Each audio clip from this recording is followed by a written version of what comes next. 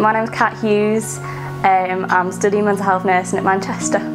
Today I will be having my hair shaved off for charity and donating my hair to the charity as well. I'll be donating my actual hair to the Little Princess Trust, who make real hair wigs for children with cancer, and I'm also raising money for the Little Princess Trust and for mine to the mental health charity. Including gift aid, I think I've raised about £530, which is pretty good. Hair is quite an important thing in people's society. They see it as a really big thing, and so that's why I've got a lot of money out of people, I guess.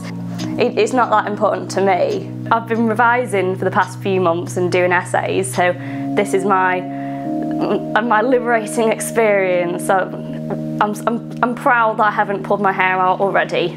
So I'm shaving all my hair off now to celebrate finishing my exams.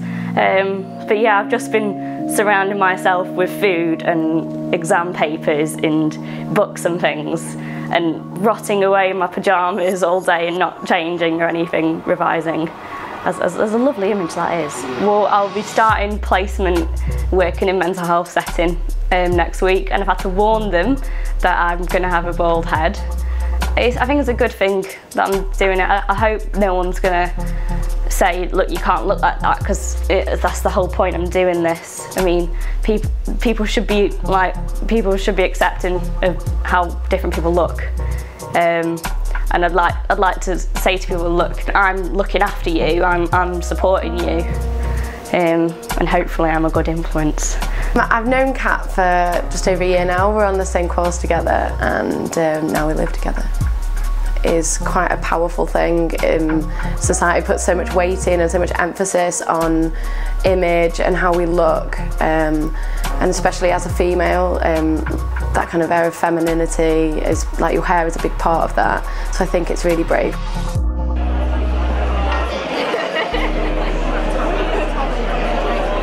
Catherine, do you have any regrets about what you're going to do today? No regrets as such. I'm just coming to terms with what's actually happening right now. The fact that I've been able to make a mustache. Yeah, it's becoming more real now. But yeah, I'm not regretting it, and I'm still going to do it. It's just, yeah, it's just.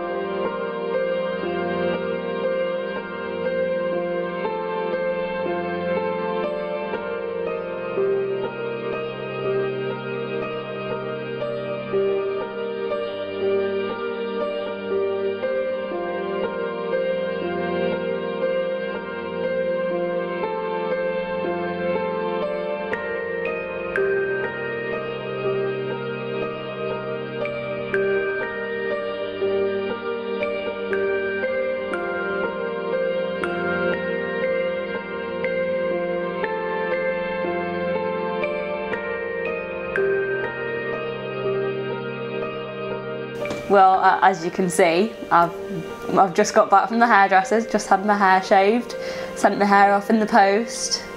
I think the weirdest thing that I'll find about having no hair, so far I've found hats. Hats are bizarre. They stay on my head now, and taking them off is really weird and pins and needly. I think my head will feel cold, perhaps showers, and like when you flick your hair, it's just there's nothing there anymore. So I think that'll feel quite weird. Yeah, my head feels naked. I think when the plaits were going in, I didn't feel too bad, but when like the scissors came out, I was like, I just got really a bit quite scared. I had to breathe through it. I was like, come on, you can do this. And yeah, and then they started chopping them off. And so that was quite scary. I've seen in mental health that have been a lot of cutbacks for stuff like common mental illnesses. In Stockport area, youth group hasn't been running because there's not been enough volunteers, and a lot of places they do run on volunteers. There's not enough paid work for them. and I think it's such a valuable area, and like more serious mental illnesses as well, they need more complex support. So like Mind could be helpful in providing more holistic support in wards, like having more arts activities instead of just like a ward environment. Like, you can't really, I've found it, I can't imagine it being very easy to feel wonderful when it's just, there's not that much going on. But yeah, I'm hoping there'll be a bit more funding for projects like that, and also just general support. Like, not everyone has to be an inpatient, and not everyone has to be a patient to get support with mental health. I mean, that's what it's all about. Like, mental health is affecting everyone. Everyone's got a degree of mental health problem. It's a sliding scale. Everyone's a little bit anxious. Everyone's going to say, oh, I'm a bit OCD about that. I'm like, oh, I'm feeling a bit depressed. Like, we say that in passing, but it's, you know, it's more serious for some people. So people need to take it seriously, but also accept when they're saying that, you know, it's probably going to happen to them. Well, I've said to some of the fellow nursing students, I mean, we've all studied and we now understand like the effects of chemotherapy on not just the patient, on the family as well. And obviously doing mental health nursing, I've had much more experience in that field and learning about it.